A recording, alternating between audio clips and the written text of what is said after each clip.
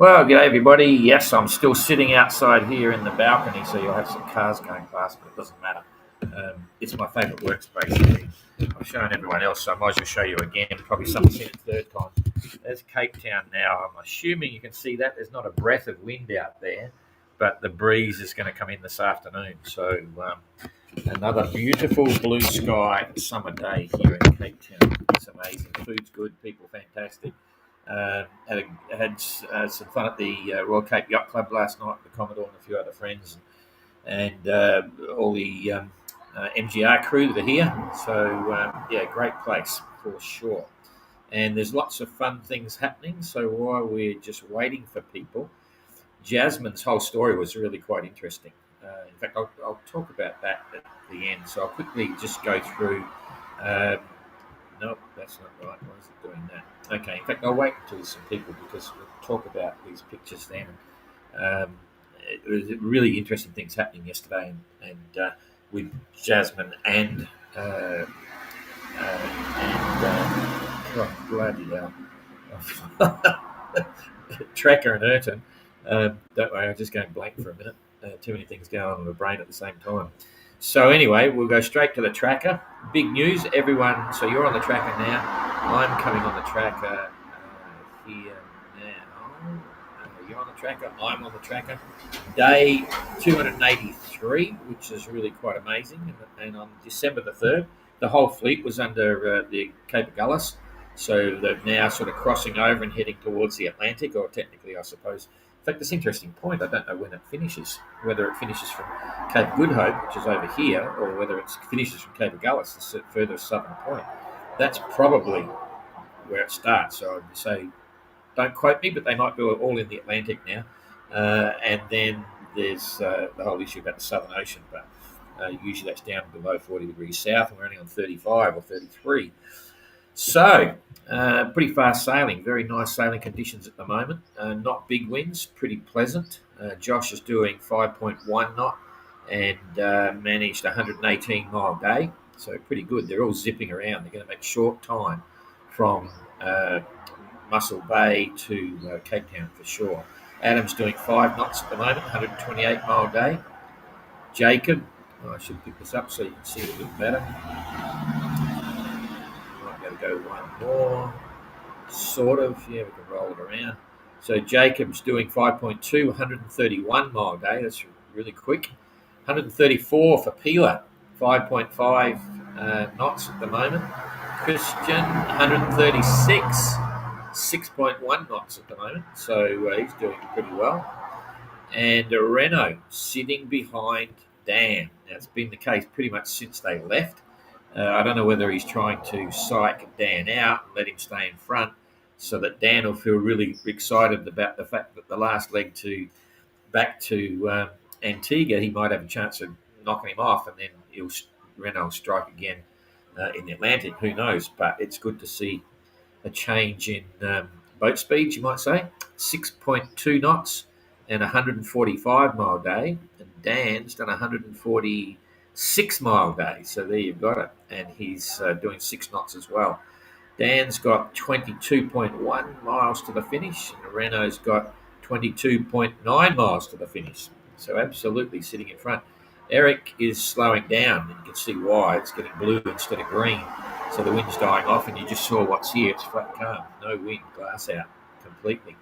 Managed 121 mile day, though. So let's see what is happening with the weather here in the next 24 hours, because they'll all be through it by then. A big picture, I'll just let you have a quick look at what's going on. It's a squeeze on the top of a high. In fact, it's been between 3. There's one over here, which is the South Atlantic high.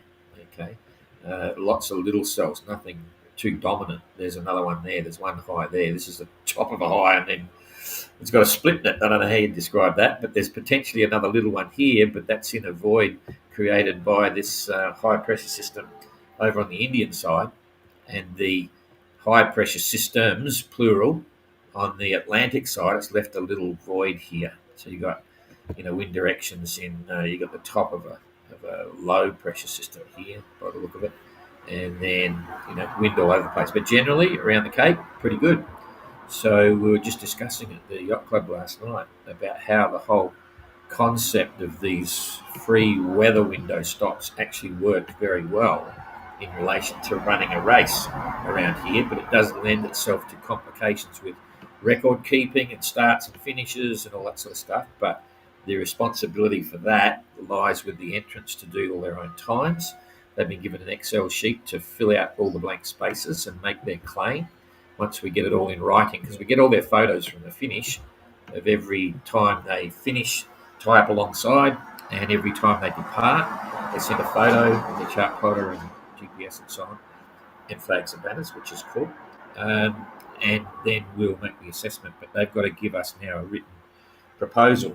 And just to save any confusion going forward from here, we also have to give a whole summary of all their leg times from Antigua to Cape Town, so we can review it, because there's been some, not rumblings, but there's various discussions between the entrants themselves about, blah, blah, blah, blah, blah. So we're going to get it all in documents, all in writing, and then everyone will get to see all that. We'll pass it to all the entrants so they can review everyone else's times and knock it all on the head, so that by the time we take off from Cape Town, everyone agrees with the final times. So, what's the ETA for? Oh, we're looking at the weather, sorry. Weather going forward. So I'm going to push it through every 3 hours, which isn't a lot. So there's the next 3 hours. You can see straight away the breeze is now extended for Eric all the way through to Cape Town.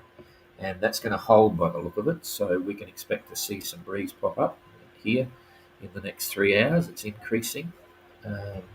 There's 6 hours. There's 4 o'clock. Eric will be in by then. He should be in by early afternoon. And the others have got a constant breeze all the way through. Josh is lagging behind, but he'll be, as this goes forward, we're already at 10 o'clock at night, he'll already be under Cape Good Hope by then. So he's still in this green. So Josh will keep moving as well. So I think they're all going to have a pretty good run in.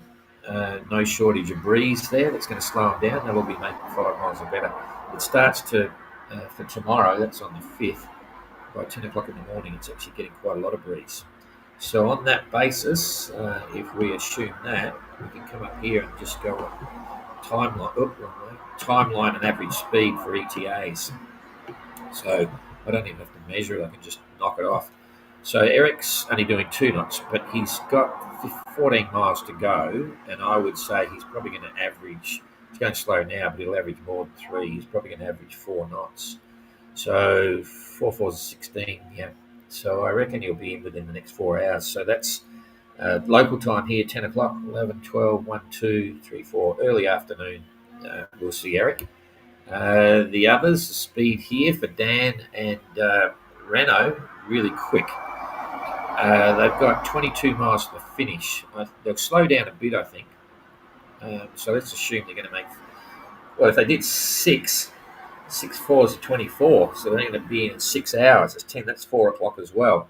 But I think it'll probably be more like 4, 5 or 6 o'clock.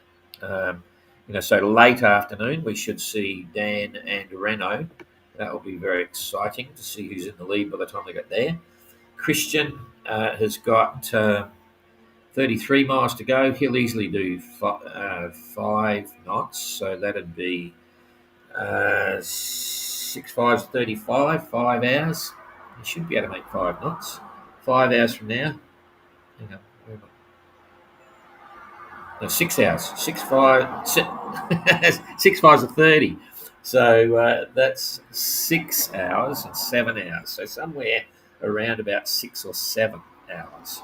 So he's going to be in before dark as well. That's good. Somewhere before sunset. And Pila has got, she'll be an hour, maybe an hour behind. So she should be in before dark as well. Ooh, jeepers, this is very exciting. If that pans out, Jacob. So because it gets dark here about 8 o'clock. So Pila should be in before dark. Jacob's got 40 miles to go. 5.2. He should hold 5 knots. And so that's 8 hours. Something like that. 8 hours from now, that's going to be 6 o'clock-ish, 7 o'clock. Is that what's going on here? Maybe Am I reading the plot, losing the plot here? 22. So that's only 4 or 5 hours. He's mid-afternoon. Crikey, I thought they were going to be a lot later than this. Yeah. 33, 6 hours or so. Yeah. It's mid-afternoon. So, yes, Jacob's still going to be in before dark if he's lucky. And Adam, probably the same. Yep. This is all very close. I'm forgetting how big the scale is on this one. So, wow, that'd be cool if they're all in before dark and it just leaves Josh. That's insane.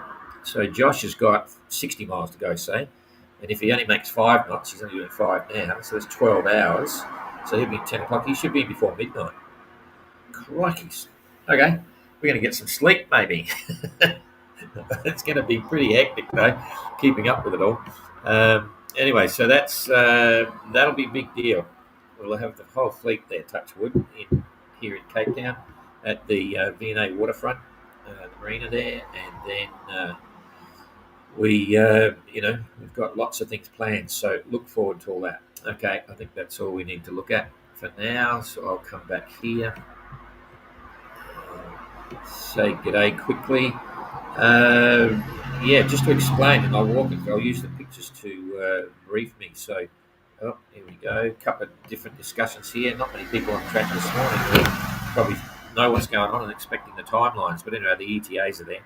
So, Jasmine coming through. She was so close to retiring from the MGR, and what that means is she was going to give up because if she had got a tow going through before the finish line, it would have been outside assistance, and then that's the end of her MGR dream. But she hung on to it, which is a really amazing story. More to be told about that later. This is just showing the furler. This is off Jasmine's boat. She's got the head sail reefing system there, the lower one, and then the two asymmetrics on the reefing systems, and they sit there all the time, and they get potentially weakened in the sun. So that's going to be a big issue with sails. 3 boats here at the moment with Table Mountain. That's pretty cool. Ayrton was done in completely by the top of his mainsail, or ripping to pieces. He's got to discern what he does to that, but that was instrumental in making him require a tow back to the end. Now, what happens there is he didn't receive outside assistance after the course because he had made it to the eastern side of the north-south finish line, but he missed the finish line, which is the second time that's happened. But once he crossed it over, we informed him and said, well, you missed the finish line, so you're going to get a time penalty. You finished the course. That's how it works. And it was after that, an hour or so after that he decided to request a tow. So, and because the wind was above 20 knots, 25 knots I think it is, he doesn't get the 12-hour time penalty for the tow. And so that's all fine. But he does get he gets an, I think it was 8-hour time penalty. This time is it 8 or 12? Jeepers, let me have a check here.